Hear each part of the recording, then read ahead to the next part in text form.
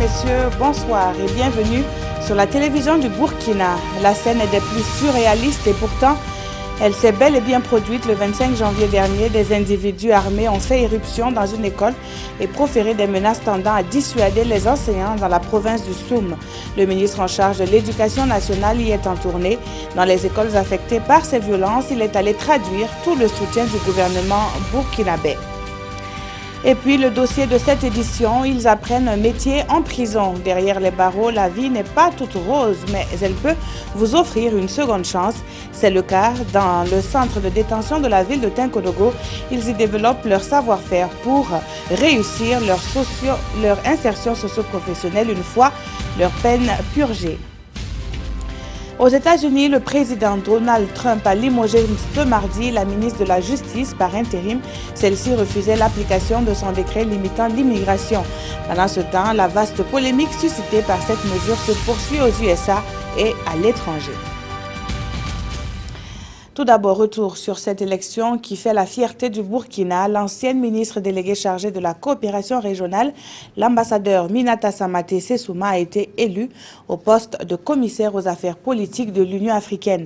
C'est un poste clé au sein de l'UA et la nouvelle élue mesure tout le challenge qui lui est offert. Écoutons Minata Samaté tout juste après l'annonce de son élection. Vous comprendrez mon émotion, vous savez ce qui s'est passé. Le vote avait été annulé pour être repris, le stress, mais Dieu merci, ça s'est bien passé. Je tiens à exprimer ma gratitude au président du Faso, au gouvernement du Burkina Faso, au ministre des Affaires étrangères, au ministre délégué et à l'ensemble du personnel, les ambassades, tout le monde, nos compatriotes ici à Addis Abeba et tous les Burkinabés, y compris la presse. La priorité de cette commission, c'est de s'assurer que des élections soient libres, démocratiques. Le département s'occupe des questions de réfugiés. Comme vous savez, les conflits entraînent de nombreux déplacements de population avec des réfugiés.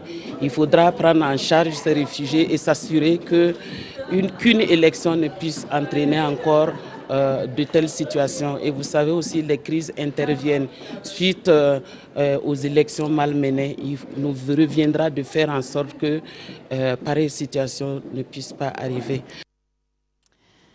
Les propos de l'ambassadeur Minata Samaté ont été recueillis pour nous par nos envoyés spéciaux en Éthiopie, Souleymane Sanou et Aboubakar Sagnon.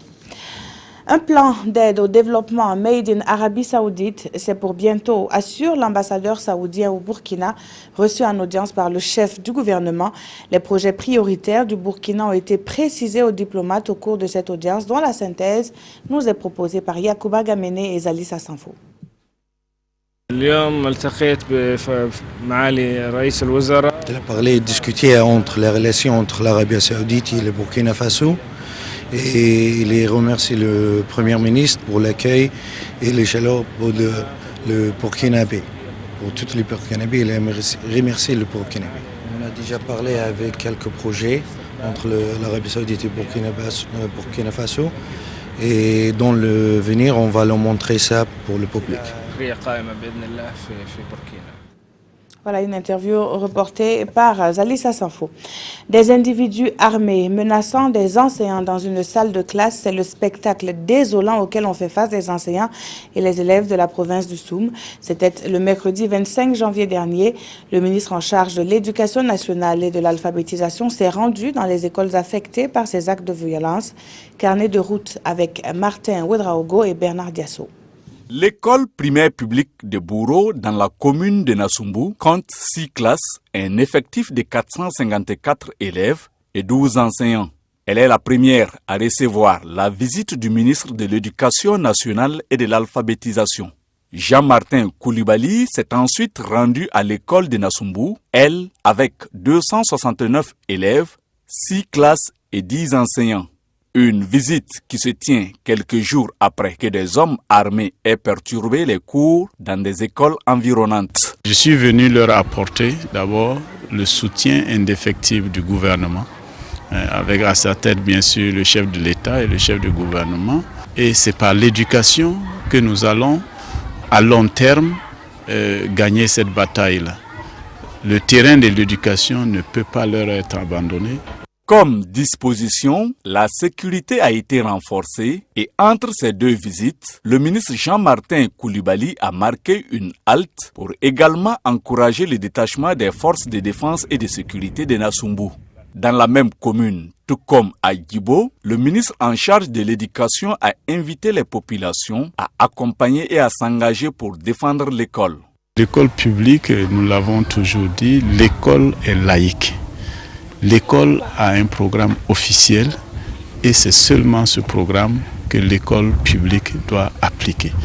C'est cela aussi qu'il faut rappeler avec force. Une cellule de soutien psychologique va être mise en place incessamment et celle-ci de concert avec le ministère de la Santé pour la prise en charge des enseignants touchés, foi du ministre Jean-Martin Coulibaly. Tout autre chose à présent avec cette rencontre qui se tient à Ouagadougou. Les pays membres de la commission de lutte contre le criquet pèlerin sont réunis dans le cadre de la lutte préventive. L'invasion acridienne, vous le savez, cause de nombreuses pertes et les membres de la commission entendent les limiter.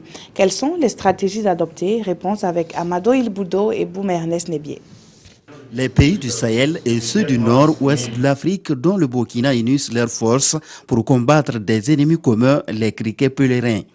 Véritable menace pour l'environnement et les productions agro-silvopastorales, ces visiteurs indésirés sont au centre de cette rencontre de Ouagadougou. Le problème du criquet pèlerin a toujours été de grande envergure dans nos pays parce que ça joue sur l'insécurité alimentaire et sur la nutrition, ce qui est un combat de tous les jours pour nos pays. Il s'agira pour les participants venus des pays membres de la commission de lutte contre le criquet pèlerin dans la région occidentale de faire le bilan des actions de lutte déjà menées et élaborer le programme d'activité de 2017. L'action unique d'un pays ne permet pas de juguler le problème. Au cours de cette réunion, tous les pays vont présenter leur plan d'action pour 2017. On va discuter la pertinence des plans, on va voir comment ils seront financés en partie par les pays et en partie par la Commission et les bailleurs de fonds. Et on va dégager des activités régionales qui seront aussi financées par la Commission et dont la gestion sera coordonnée conjointement entre les pays et la coordination régionale. Cette rencontre devra permettre aux pays concernés de renforcer la lutte préventive contre ces criquets. Des criquets pèlerins dont la dernière invasion de 2003-2005 a touché les pays du Sahel et du Maghreb. Au Burkina, les superficies dévastées étaient estimées à plus de 100 000 hectares avec d'énormes pertes de récoltes. Ce chiffre à présent, 10 millions, c'est le nombre de personnes estimées qui font encore leurs besoins à l'air libre au Burkina. Les départements ministériels touchés par la question de l'UNICEF ont réuni leurs experts à la faveur d'une rencontre. Tous s'accordent à penser que l'assainissement total porté par les communautés est une solution. Ils réfléchissent sur comment divulguer cette approche, notamment en milieu rural. Précision, Koualen Ebié, Tanga Kafando. C'est une étape décisive vers le passage à l'échelle de l'assainissement total porté par la communauté. Une nouvelle approche expliquée ici aux participants à cet atelier de déclenchement institutionnel par le concepteur même de la méthode.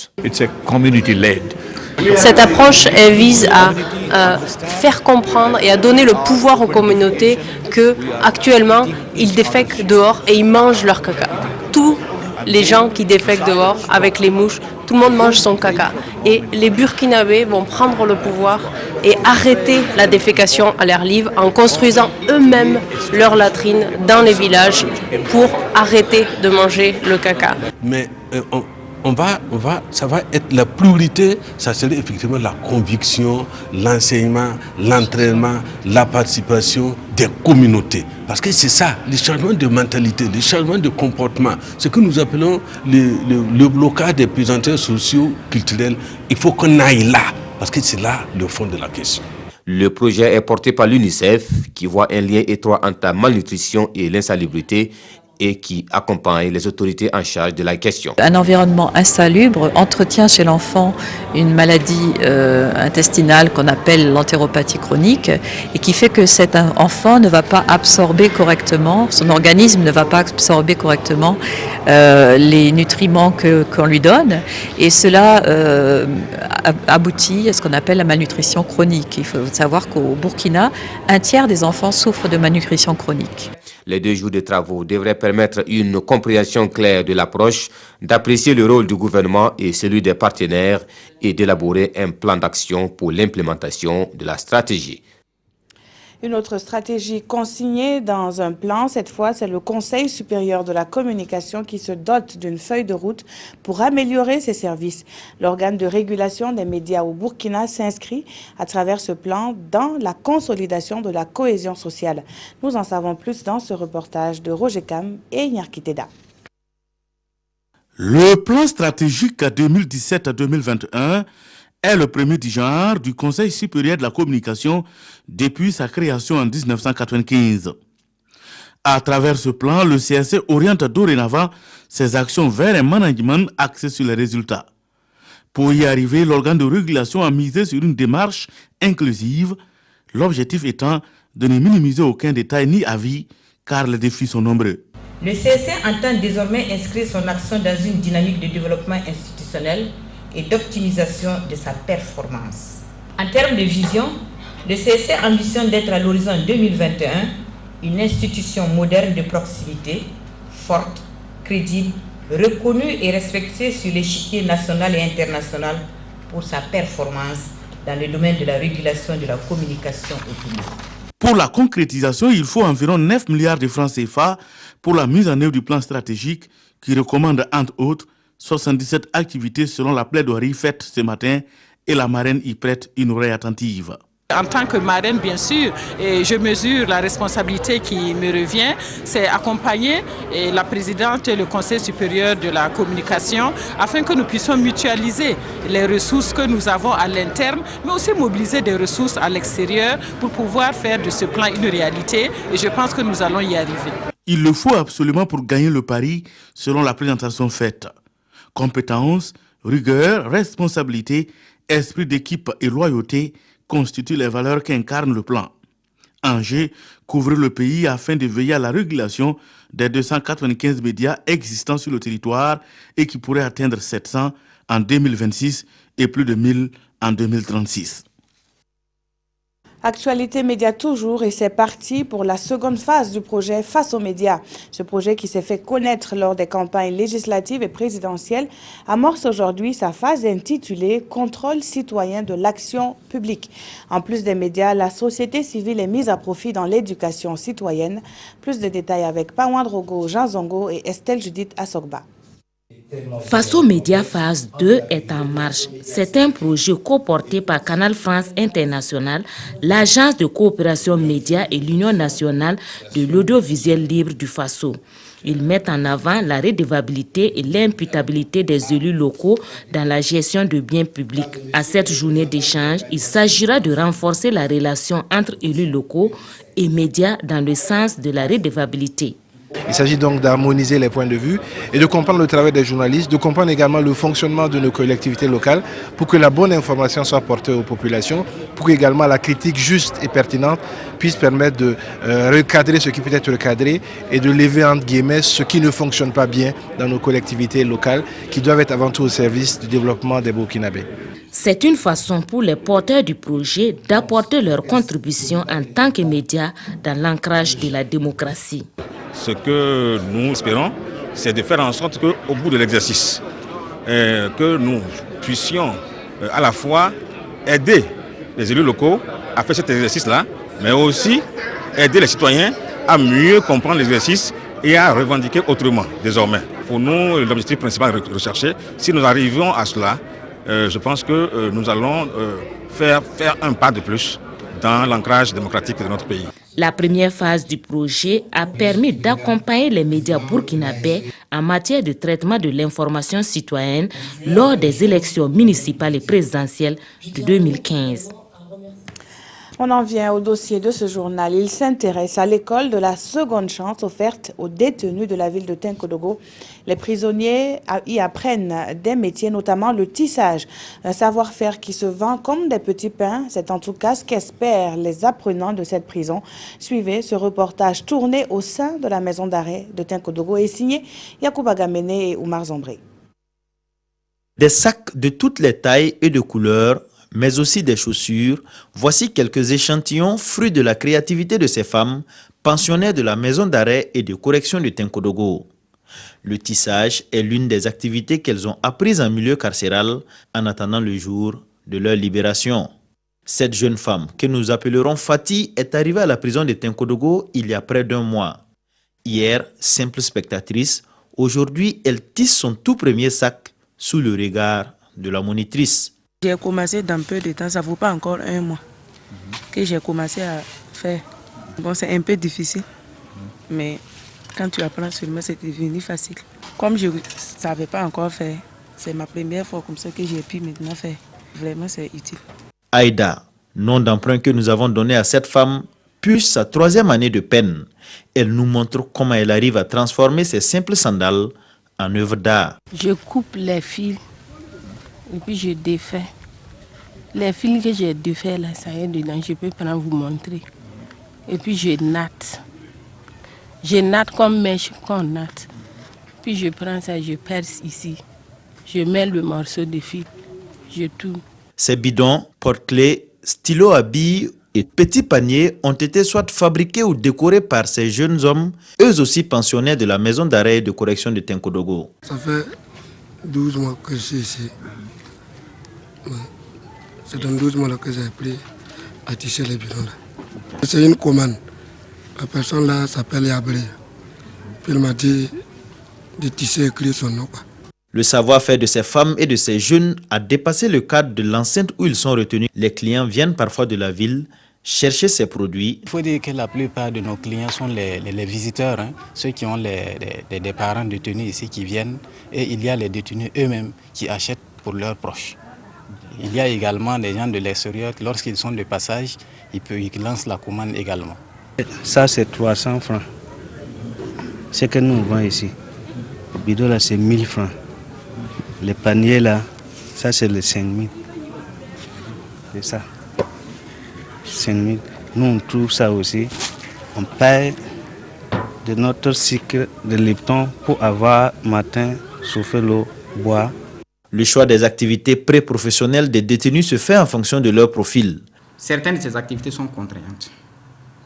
Il incombe à tout détenu condamné d'exercer des activités du travail pénitentiaire. L'activité est adaptée au choix des détenus.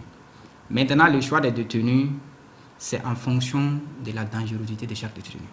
Si le détenu manifeste un gage sérieux de réinsertion sociale, nous on l'accompagne facilement.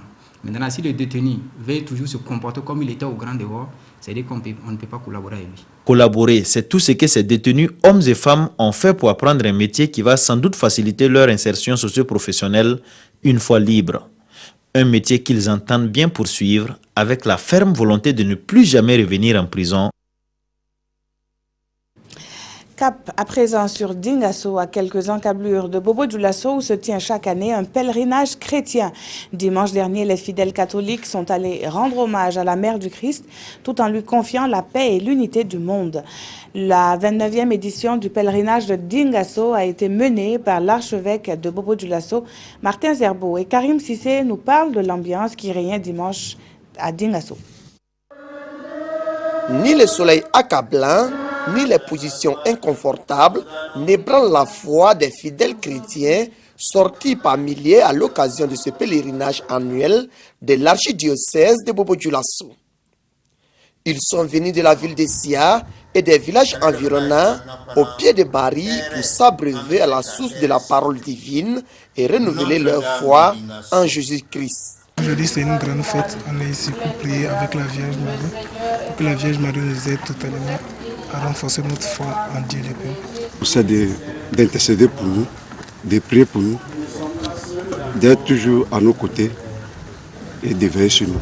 En ces temps d'insécurité, Monseigneur Paul Ouedraogo dans son homélie, s'est appesanti sur la culture de l'unité, de la tolérance et surtout de la paix. Pour nous, vraiment, le Christ est notre paix. C'est lui qui peut nous donner la paix à laquelle nous aspirons, parce que lui travaille sur les cœurs. Or, en fait, pour avoir la paix, il faut que les cœurs soient travaillés. C'est des cœurs qui acceptent, qui s'acceptent, des cœurs qui s'accueillent, des cœurs qui se reconnaissent comme étant des frères et des sœurs qui peuvent cultiver la paix et bâtir l'unité. Au-delà des enseignements et de la prière, ce pèlerinage a été aussi marqué par l'appel de l'archevêque à la mobilisation des fidèles et de toute autre bonne volonté autour de l'aménagement du site du pèlerinage et de la réfection de la cathédrale Notre-Dame de Lourdes. Le stand-up, un style importé des États-Unis qui réussit ici au Burkina. La preuve, c'était le vendredi dernier sur une scène de la capitale. Plusieurs humoristes venus de divers horizons ont pris part à la première édition de la nuit du stand-up devant un public conquis. C'est en tout cas le ressenti de Nong Bakuda et Oumou Sissé. Débuter l'année dans la bonne humeur, c'est l'objectif visé par cette édition de la nuit du stand-up. Un concept humoristique qui a sa première édition et vise à égayer le public burkinabé. Pour cette première édition, des humoristes comme Wallace et Digbe Cravate de la Côte d'Ivoire, Charlotte du Cameroun, Philo et Rukiatou Ouedraogo du Burkina ont tenu le public en haleine. Pour reconnaître une personne qui souffre de la jambiose, c'est très simple. Ben, quand tu le vois, il a toujours les deux mains en poche. Si tu ne sais pas, tu vas croire que c'est à cause du froid. Pourtant, non. Le gars a dépéri et il tient son pantalon. Et puis mes copines, on a se dit la vérité, nous on n'est pas solidaires. On n'est pas solidaires, c'est pas bien. Sciencé. Tu rentres dans ma vie, tu vois ton gars avec une bonnette, tu casses putain et puis tu prends position. Tu deviens Jackie Chan ou Jean-Claude Van Damme. Si vous vous comportez comme ça, nous autres qui sommes beaucoup, là on est venus quoi. L'initiative est de Gira Ouedraogo qui entend mettre en valeur l'artiste humoriste. C'est un concept né aux États-Unis et en Afrique ça prend de l'ampleur. Et au Burkina Faso ici, vous avez bien remarqué que l'humour gagne du terrain. Et aujourd'hui, moi, mon objectif, c'est de faire du Burkina Faso un carrefour de la bonne humeur. Cette première édition de la nuit du stand-up a pour thème paix et lutte contre les pirateries des œuvres littéraires et artistiques. Un thème que la plupart des humoristes ont évoqué sur scène. Voilà. Jour J-1, c'est demain que les étalons rencontrent en demi-finale les pharaons d'Égypte. Les poulains de Paolo Duarte ont effectué leur dernier entraînement ouvert à la presse hier lundi. Un entraînement suivi pour nous par nos envoyés spéciaux au Gabon, Arthur Ouedraogo et Mahamadi Wena. C'est demain les grandes retrouvailles entre les étalons et les pharaons. Nombre de Burkinabés se souviennent certainement de la dernière demi-finale entre les deux sélections. L'Égypte en son temps, avec un Hossam Hassan de tous les records, avait touché l'espoir de tout un pays en s'imposant 2-0. Ça, c'était en 98 à Bobo Dioulasso. Le contexte et les hommes ont bien changé et les étalons qui sont sur un nuage actuellement à Libreville ne comptent pas descendre si ce n'est à Ouagadougou. On respecte l'Égypte, mais le plus important c'est nous. Il faut suivre les consignes du coach et donner tout ce qu'on peut, voilà, pour gagner le match. C'est le plus important pour le Burkina. Bon, je pense que c'est une bonne chose, c'est une bénédiction pour nous d'être là aujourd'hui et de continuer toujours la compétition. Je suis content de participer à cette belle histoire. 50-50, oui, bon, c'est ouvert pour les deux équipes en sachant bien qu'ils ont une très bonne défense. Nous, offensivement, on est bien et il suffit d'être solide et tenir jusqu'au bout. Le Burkina a cette 31e Coupe d'Afrique des Nations de football séduit de nombreux observateurs du football africain. Beaucoup croient au chant du Burkina de se hisser en finale, mais la tâche ne sera pas des plus aisées.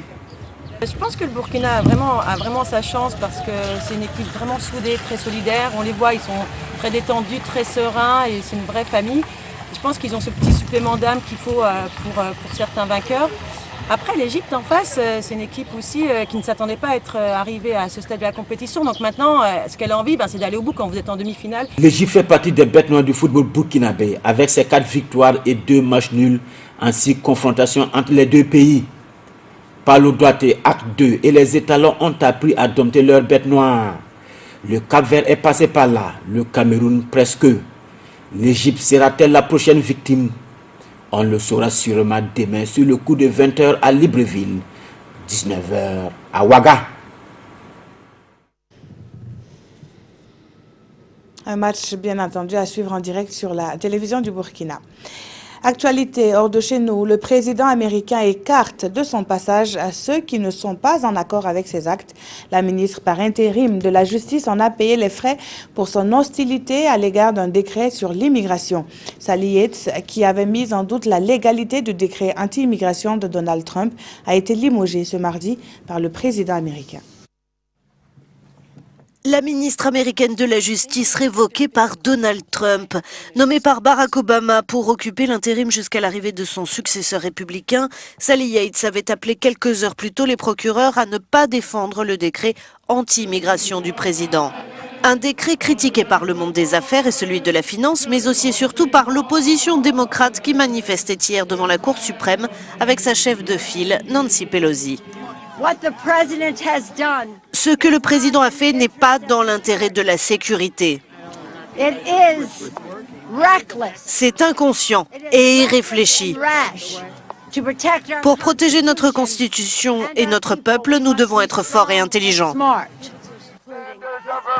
2 semaines après son investiture, Donald Trump persiste et signe. Malgré le feu des critiques, le président américain défend sa décision de fermer les frontières aux ressortissants de 7 pays musulmans par la voix de son porte-parole. Venir dans ce pays reste un privilège, affirme Sean Spicer. Nous sommes le meilleur pays de la Terre. Pouvoir venir aux États-Unis est un privilège, pas un droit. Notre devoir et l'objectif du président est de s'assurer que tous ceux qui viennent dans ce pays sont ici parce qu'ils veulent profiter de ce pays et qu'ils y viennent pacifiquement. Atterrés par le décret présidentiel, plusieurs manifestants ont continué hier encore à accueillir des étrangers à l'aéroport de Dulles de Washington. Des infrastructures de l'État islamique sont les cibles de bombardements de la communauté internationale en Syrie. La ville de Raqqa, capitale de Daesh, est à terme la cible principale de ces attaques. Pendant ce temps, l'ONU annonce la reprise de l'aide alimentaire dans quelques villes assiégées. En Syrie, les forces internationales bombardent des cibles de l'État islamique à Deir ez-Zor. 93 000 habitants survivent dans un tiers de cette ville tenue par le régime, car Daesh assiège le reste depuis début 2015. La prochaine attaque contre Daesh vise à encercler complètement Raqqa, sa capitale autoproclamée, en séparant la ville de Deir ez-Zor, plus au sud. L'ONU annonce que la distribution d'aide alimentaire a repris dans cette ville de Deir ez-Zor. Elle avait dû cesser le 15 janvier car les djihadistes s'étaient emparés de la zone de largage. Le largage depuis les airs est en cours, dit la porte-parole du Programme alimentaire mondial. On en a fait 179 depuis avril. On a recommencé les largages dimanche et on est content de pouvoir continuer à apporter de la nourriture de survie et d'autres aides à cette ville assiégée. Ceux qui reviennent dans les ruines de Alep-Est reçoivent l'aide de l'ONU, ici encore. 9 cuisines publiques offrent 2 fois par jour un repas chaud pour 40 000 personnes. Le programme onusien fournit quotidiennement 45 tonnes de farine à 8 boulangeries à Alep qui distribuent du pain aux familles. L'élection du nouveau président de la Commission de l'Union africaine est commentée par les quotidiens du jour. Les journaux reviennent aussi sur la menace terroriste qui a touché le système éducatif dans la province de Soum. La revue de presse est signée Vincent Kendrebego.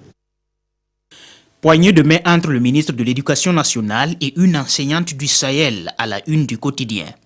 Question de remonter le moral de ses agents après la menace terroriste qui a plané sur le monde éducatif de la région.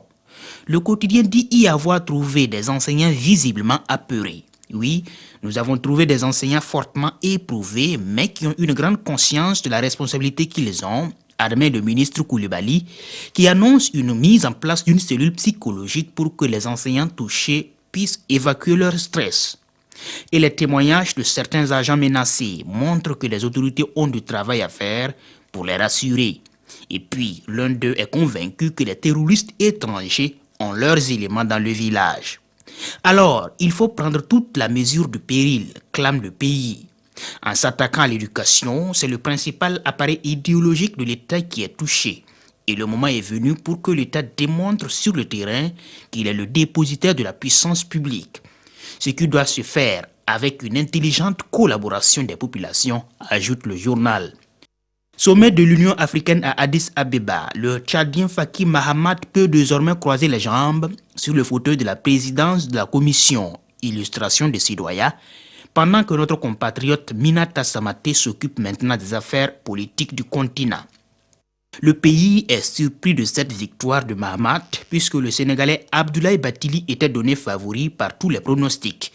Seulement, le Tchad apparaît aujourd'hui comme un allié sûr des Occidentaux dans la lutte antiterroriste, au regard des services du Warrior de N'Djamena, le président Idriss Déby. Merci d'avoir suivi ce journal qui s'achève. Ruth Ouattara vous retrouve à 22h30 pour le dernier JT. Très bonne suite de programme sur la télévision du Burkina.